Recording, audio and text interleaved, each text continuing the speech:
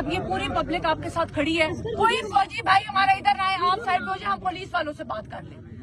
بات یہ ہے کہ فارم 45 کے مطابق ہمیں ریزلٹ چاہیے. فارم چپ کر کے مجھے بات کرنے دیں. آر او صاحب یہاں خود آئیں گے, ٹھیک ہے. آپ کو پتہ ہے, آپ اصغر ڈی ایس پی صاحب اس بات کے چشمدید گواہ ہیں کہ مجھے اندر انٹر نہیں ہونے دیا.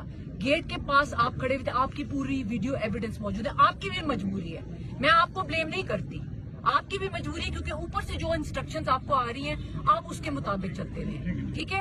آپ لوگوں کے بھی اتنا حق بنتا ہے کہ کم از کم آپ لوگ بھی حق اور سچ کا ساتھ دیں. میں پوری رات گیٹ کے باہر آپ گواہ کے کھڑی رہی. مجھے اندر آر او صاحب نے آپ لوگوں کو اجازت نہیں دی کہ مجھے اندر آنے کی اجازت ملے. اب صرف بات اتنی ہے کہ انہوں نے جو فارم 47 جاری کی ہے وہ ہمارے بغیر دستخط کے, اس فارم 45 کے مطابق ریزلٹ انہوں نے نہیں دیا, اور فارم 47 میں ہماری غیر موجودگی تھی. اب آر او صاحب آئیں گے, ہمیں فارم 45 کے مطابق اپنا ریزلٹ چاہیے, اور فارم 47 پہ ہم اپنے دستخط کریں گے.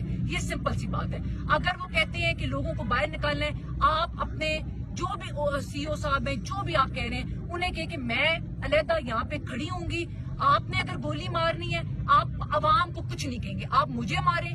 اگر آپ نے گولی ماری ہے, میری والدہ کھڑی ہیں, آپ ان کو ماریں.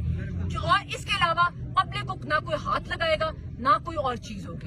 میں کینڈیڈیٹ ہوں, آپ مجھے گولی ماریں, آپ ان سے پوچھ لیں. آر او صاحب, ہم بار پھر ریکویسٹ کر رہے ہیں, ہم کسی صورت قانون کو ہاتھ میں نہیں لیں گے.